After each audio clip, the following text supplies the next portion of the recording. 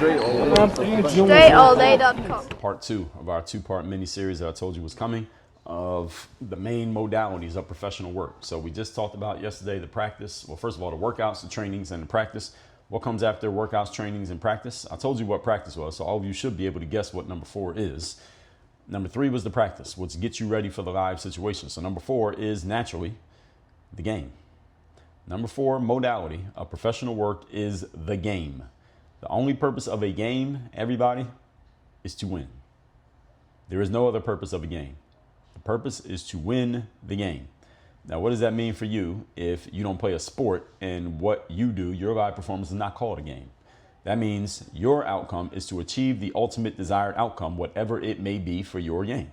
If you are a salesperson, and by the way, all of you are salespeople, especially those of you who are entrepreneurs, the ultimate desired outcome for you is to close the sale. That means your prospect agreed and said yes. You made them an offer. They agreed and said yes, and they gave you something. Usually that's money. You give them something. Usually that's either a product or the start of a service. All right, that's the game. The game for you is closing a deal if you're a salesperson. The game for you if you're trying to get a job is getting a yes, a handshake, and a welcome to the Home Depot or whatever company you're working at when it comes to a job interview. So the purpose of the game is to win. This is something that's important that needs to be emphasized for the sports fans out there, that the purpose of playing sports is you do all the workouts and the training and the practices and the games to win games, not to accumulate stats, not to get followers on the internet, not to be popular on social media, not to go viral. The purpose is to win the game. That's the reason why you play. If you're not winning games, all the other shit that you're doing doesn't matter. So in the sales world, close a sales deal. Sometimes you're in a longer sales cycle type of business. So sometimes you just need to book the next appointment. Not all of you work in the type of sales where you can always close the deal today. You might need to book the next appointment. If you're in the dating world, the game might be, hey, can I get a date? Can I get a contact information exchange with this woman who I'm talking to at the mall? All right. So whatever the competition is, the game is when you do the thing that most people think you're doing all the time as a professional. So if I tell you I'm a salesperson, what do you think I should spend most of my time doing? Probably trying to sell shit. All right. So the more stuff I'm selling, I'm doing my game as a professional. Most people think that being a pro athlete is just playing in the games. That's not true, but the games are a big part of being a pro athlete in terms of the outcome. They're actually a small part when it comes to all the other stuff that you do. The games might be the thing you do the least of, but you got to do all the other stuff so that you're best prepared to play in the game when it happens. A lot of people think being a lawyer, for example, means you're standing in a courtroom and arguing cases against other lawyers. That's not really the job. I know a lot of lawyers. Right? Not every lawyer even goes into courtrooms and argues against other lawyers. That's not even the type of job that they do. Your job as a professional is to know what the job is. So you need to find out. So whatever profession you're in, you need to find out what is the actual job here. What's the main thing that I want to achieve? If I do this all the time, if I was to do this 2, 10, 3 times a day, I would be doing amazing at my job. What is that thing? And it's usually one single thing. If you're a salesperson, it's usually closing deals. If you close 2 deals a day, you'll be in great shape. Remember, I was doing some training for a sales organization, and the person who ran it, he said to me, Dre, all we need our people to do is, I think he said 2 deals a day. He either said 2 deals a day, or I can't remember the exact number that he said, but it was a number. It was a set number that he said. He said, if everybody in our organization closes, let's just say it was 2 a day, 2 deals a day, we will do amazing. But the problem is we got a few people who close 3 or 4 deals a day. Then we got some people who do close 2 deals a day. We got a bunch of mofos who can't close 2 deals a day because they're not following through on the system. We need those people to get pulled up, is what he said. And your job is to know what that thing is. What's the number and what's the thing? What is the actual job? That is the performance that you are judged on, and make sure that your workouts, your training, and your practices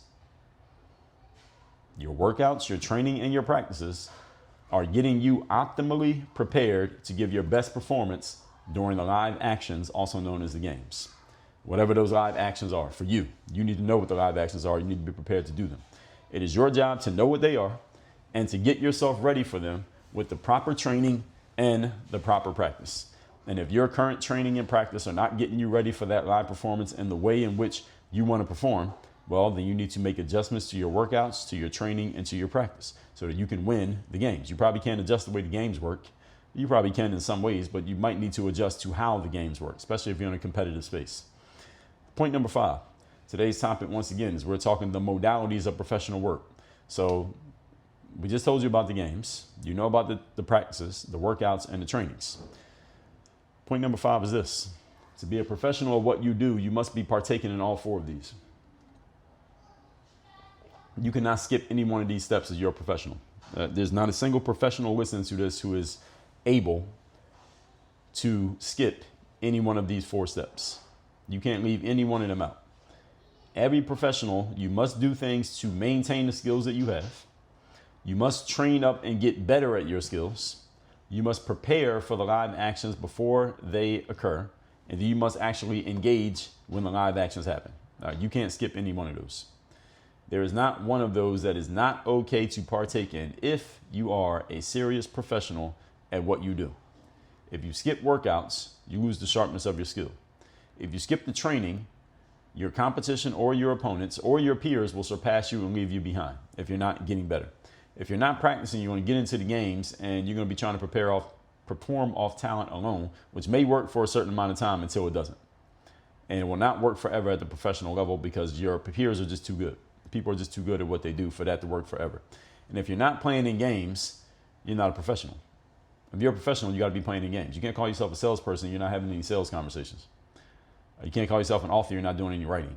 All right. So you can't call yourself a speaker. You're not actually talking, or at least putting yourself in position to do those things. You got to at least be trying to do them. You can't just say I'm a thing and you're not doing any other thing ever. So you need to actually be getting in there and doing the real thing in front of and with real people in the things that you're doing. Again, professionals must partake in any of these. And any of you think of your job, your profession, ask yourself, can you afford to not do these things? There are places where I've done speaking where I've been told by event organizers that your type of talk, Dre, the thing that you may talk about, that would fall under continuing education for some of our members. So it would be good for them because they get continuing education credits that go on their record, and they have to get a certain amount of continuing education credits every year to keep their jobs or to maintain their license or whatever it is, whatever reason they need these. They call them CE credits, continuing education credits. Your talk, if they attend, they get a certain amount of credits for attending your talk. So that's part of the workouts for them, whether it's brushing up or maybe it's considered training, depending on what it is. Whoever the powers that be, they get to decide what that is. If you're an athlete, you had to do some training because, again, no matter how good you were when you were 19 and you came into the sport, when you're 29, a bunch of your peers, they've been getting better for the last 10 years. You can't not get better, and nobody's that good. All right, if LeBron James hadn't done any training, he would have been a good NBA player for several years. Maybe he would have had a nice long career playing just off the talent that he came into the league with. But had he done no training, he wouldn't be the player that he is still to this day that I'm recording this, having a 20-plus year career and being effective damn near the entire time. Not damn near, actually being effective the entire time. He had to do training in order to do that. Practice is what gets teams ready to perform in the live games. In the sports world, it's called execution. You practice so well and so sharply and so crisply that you get into a live game situation, and even though your opponent has scouted you out and they know exactly what you're going to try to do, they know kind of how and when and where you're going to do it, and they're ready for it when you do it, you still do it successfully simply because you can out-execute your opponent. And the only way any person can out-execute their opponent is if you've done a serious amount of thorough and disciplined practice.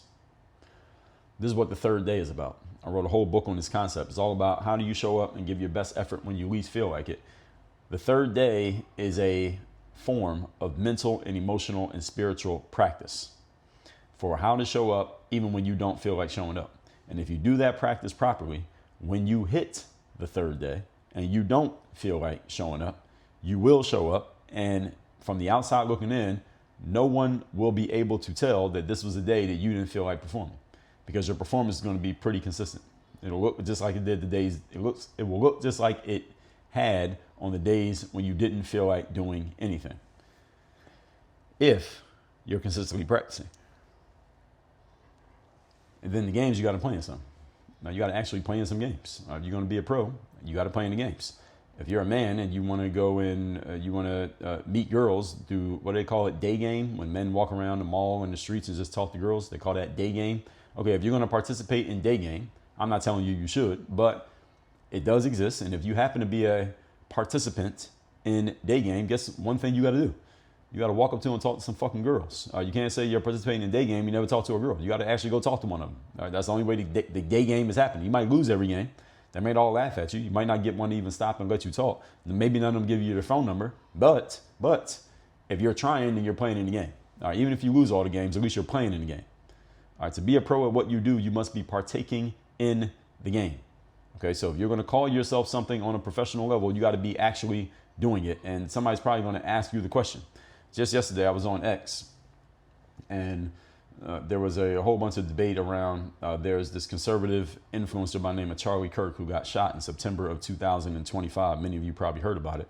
And there was a lot of debate going on around his death, and some people being, believe it or not, happy that he died. Some of these people lost their fucking minds. And then people defending him, and then just conversation. So at one point, somebody had posted something, and they were saying that they were quoting what he said, and they hadn't quoted it properly. They paraphrased it, but they called it quoting. And there was this conversation going on that I was involved in, and some girl jumped in it, and she said, well, I have a degree in journalism. And then she went on to explain why the person who had made the post, they were accurate in quoting, even though they had actually paraphrased, but they put what he said, or allegedly said, in quotation marks. Now, if you're quoting what somebody says, you have to put their actual words, not your version of their words. So someone took their version of his words and put it in quotation marks and said, that's what he said. And I said, that's not what the fuck he said, because there's the clip right there. He said this, you put this. That's not the same thing. And this girl comes in there talking about, well, I got a degree in journalism. And she was trying to explain away how what the woman did was actually true, because by the rules of journalism, et cetera, some other bullshit that she said. And I asked her one question. I said, you said you have a degree in journalism. I said, where have you actually been published doing journalism? Where have you done the actual journalism? Tell me your actual name and give me some links to anything that you've actually published. Of course, she could not answer the question because she's not a fucking journalist. She said she went to school. By the way, just as a side note for all of you listening to this, anytime you hear somebody defend their argument by telling you that they have a degree in a thing, that usually means that they have not done any professional work in the thing. Because if you had done professional work, you wouldn't be talking about your fucking degree. I have a degree in business management. I have a degree in business with a focus in management and marketing. But if I tell you something about marketing, I don't preface it by telling you I have a degree in business, because what the fuck does that matter? If I'm going to preface me telling you anything about marketing, I'm going to tell you I do actual marketing. Okay, Google me. All right, that's how you know I know what I'm talking about. Not because I went to college. Going to college is not proof that you know what you're doing, and that does not make you a professional. It makes you an amateur. All right, literally, when you're in college, you're an amateur, because you are just learning and you haven't done the professional work yet. Professional work, what does professional mean, everybody? Let's remember, doing something as your main paid occupation. I'm not making up arguments here to make myself right. These are things I tell you over and over again. I've been saying these things for years. Professional is someone who does something as their main paid occupation. If you are in college, you are a student. You are an amateur. You are learning. You are not a professional, which means you don't know anything. You don't know something till you've done it. You don't really know it till you can teach it. So this woman coming in saying I have a degree, what she should have said was, I'm a published journalist, and here's the newspaper that I write for, and here's why what she did would actually be accepted at my news desk. But she couldn't say that because she's not a professional. And I called her out on her bullshit, and of course, you know what happened. She got quiet. So to be a professional, folks, you got to actually be in the game. What's the game for you? I told you that story to tell you that the girl wasn't playing the game. She was talking about journalism, but she's not even in the game of journalism. She's not even in the game. I said, okay, what have you published? Because see, if she had published anything, that would mean she's in the game. But she's not in the game. So she was talking about going to school as if that gives her credibility. I said, and I literally said this to her. If you had to defend your position by saying you have a degree, that means you don't know anything. You think that means you know something. That means you know nothing. Now, that probably works when you're talking to a bunch of other 22-year-olds, but it doesn't work when you're talking to grown professionals like me. And again, as I said, she got quiet. So all of you, even if you do have a degree in what you do, as do I, don't go around touting your degree. Tout your professional accomplishments, because that's what actually matters. Okay? So there is no profession that is okay to partake in. There's no one of these modalities that it is okay to not partake in if you call yourself a professional. You must do all four. You skip the workouts, you lose the skill. You skip the training, your competition opponents will catch up to you. You skip the games, you're not playing. You're not in the game. You don't exist. You need to be getting in there, doing a real thing in front of and with real people. So you can see how all four of these are necessary, as I've already explained. Point number 6. Today's topic, once again, is the 4 modalities of professional work. This is part 2 of our 2-part series. Number 6, the ideal analyst or trainer is somebody who has done all 4 consistently and they have the ability to talk about and explain it. The ideal analyst or trainer. If you're going to train people on how to sell insurance, ideally, you have sold insurance actively. You have done training on insurance, meaning you have been trained on the concept of and the intricacies and the processes for selling insurance. You have practiced it on your own and you've made yourself better, and you've done repetition of role play, et cetera, et cetera. You've been in the game actively. You're the ideal analyst or trainer of selling insurance because you've seen it all. So the ideal person has done it and they have the ability to explain it. That's what makes you ideal. The people you see who leave sports and they become trainers and analysts, at least the ones who are good, they have these abilities. They have done it and they can explain it. So they can tell you how to do it, even though, and because they've done it themselves. For example, this had crossed my mind earlier today, as a matter of fact, for a different reason. One of my college coaches was a former NBA player, and he was not good at coaching. Now, coaching in basketball is not the same you can't conflate it with training. Those are two different things. Coaching in basketball and training in basketball are two different things. They're two different skill sets. There are some really good coaches who wouldn't be that great at training, and there are good trainers who are not good coaches. One of my college coaches would have been a really good trainer, but he decided to go into coaching. He wasn't good for coaching. He would have been good at training because he understood how to show people how to get better and how to tell people the things to do to get better at the skill of the game, because he clearly had the skill of the game. He had played in the NBA, so he definitely had the skill of the game. The thing is, coaching is a whole different thing. It's much more of a relationship thing, and especially at the collegiate level, there's a whole lot of relationships you have to juggle when you're coaching at the college level. He wasn't really good at that. He treated his coaching gig as if it was a business gig when it's really a relationship gig. It is a business gig because he's getting paid, but it was really a relationship thing, and he wasn't really that good at building their relationships, which is why he flamed out as a basketball coach at the collegiate level. But he would have been a really good trainer. He just started a training business, he would have been fine because he was good at that. He just wasn't good at the relationships necessary to be a coach. The point is, he was a good trainer. Why? Because he had done all four. He had done the workouts, he had done the training, he had done the practices, he had played in the games. He knew his stuff.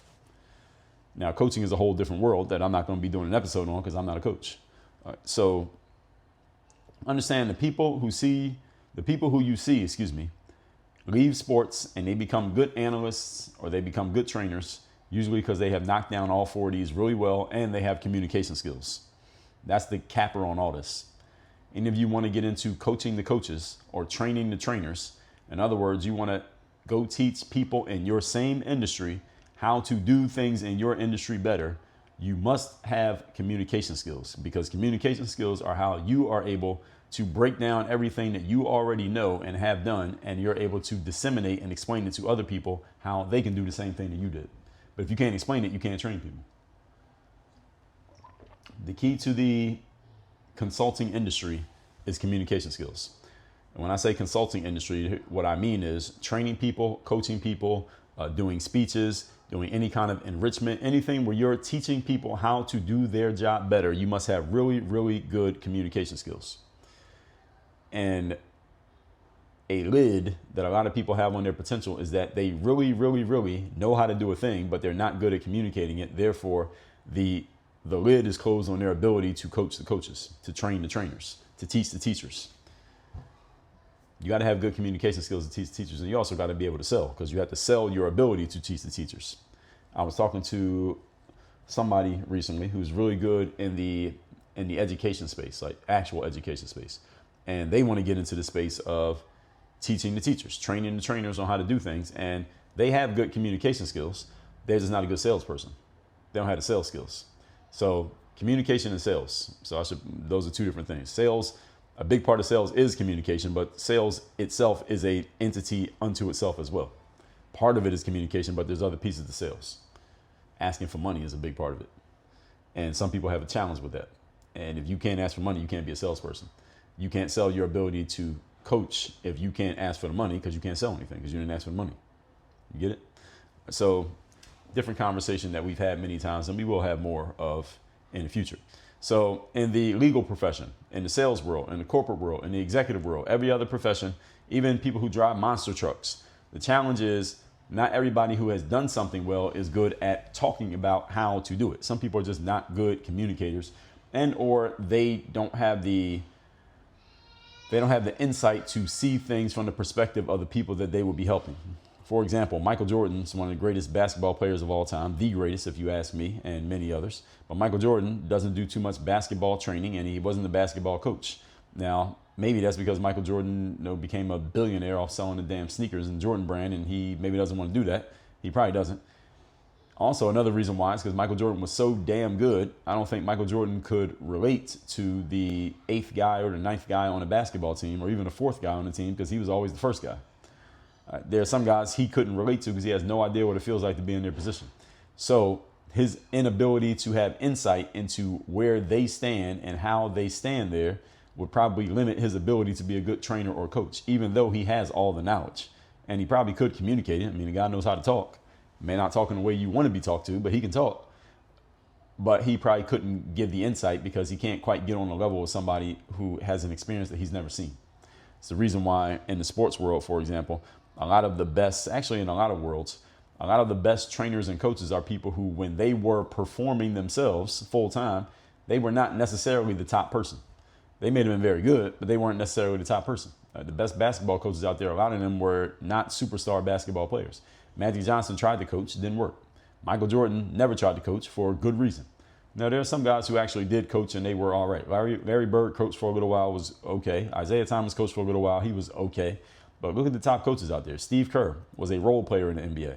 Eric Spoelstra, coach of the Miami Heat, he played overseas. He didn't play in the NBA. Greg Popovich played, I believe, college basketball. Coach K, Mike Krzyzewski, he was a college player. He didn't have much of a professional basketball career. A lot of the top coaches out there were not amazing players. They were good, maybe good enough to play in college, but not so great that they were those superstars. And because of that, they can relate to everybody up and down the board. This matters. This insight matters because you got to be able to get on people's levels to be a good coach. And to be a good trainer on many levels, you got to have it too. Now, some who are good at talking about things have never done it. There are some good analysts who can talk about a thing all day, but they've never done it themselves. Doesn't mean they can't help, but they're not the ideal. Remember, what we're talking about here is the ideal. So we accept some trade-offs in this area. If you happen to have actually done the thing and you have the communication skills to explain the thing, then there's a wide open lane for you in the analyst, consultant, training space in whatever it is that you've done. Any of you can get into that space. There's an opening for anyone as an analyst, trainer, consultant in any space if you want to, and you can communicate. But you got to have very good communication skills, and you must have good sales skills, because the only way you can be an analyst, consultant, or trainer, you got to sell yourself for the job in the first place. All this said, folks, let's recap today's topic, which is part 2 of our 2-part mini-series. The main modalities of being a professional. Number 4 is playing in the games. Purpose of the game is winning, achieving the ultimate desired outcome, whatever that may be for your game. Close a sales deal, book the next appointment, get a date, win the competition, win the trophy. What is it for you? You should know. Number 5, be a professional. To be a professional at what you do, you must be doing all 4 of these. You must be doing the workouts, the training, the practices, and playing in the games. You skip any one, you're not a professional, especially playing in the games. So be careful talking about that you have training on something, that you watch something, or that your friend did it, or your cousin's girlfriend's baby dad did it. All right, that does not make you a professional. That makes you a spectator. Number 6, the ideal analyst or trainer is someone who has done all 4 consistently, and they have the ability to talk about it and explain it, and your ability to sell it. All right, that's how you become a great consultant or trainer. Any of you who has good communication skills and you have good sales skills, you can become a consultant in anything. Just go get the information, get a little bit of experience. You can become a good consultant. Why? Because it ain't too many people with the communication and the sales skills in one package, from my vantage point. All that said, go to workonyourgameuniversity.com. You want to get better at explaining yourself, explaining what you do, not only to other people, but also to yourself. That means your internal conversation, your mindset, the way you show up, the way you deliver on a consistent basis. Have me as your direct coach. Go to workonyourgameuniversity.com. Let's get to work. Work on your game. Dre, all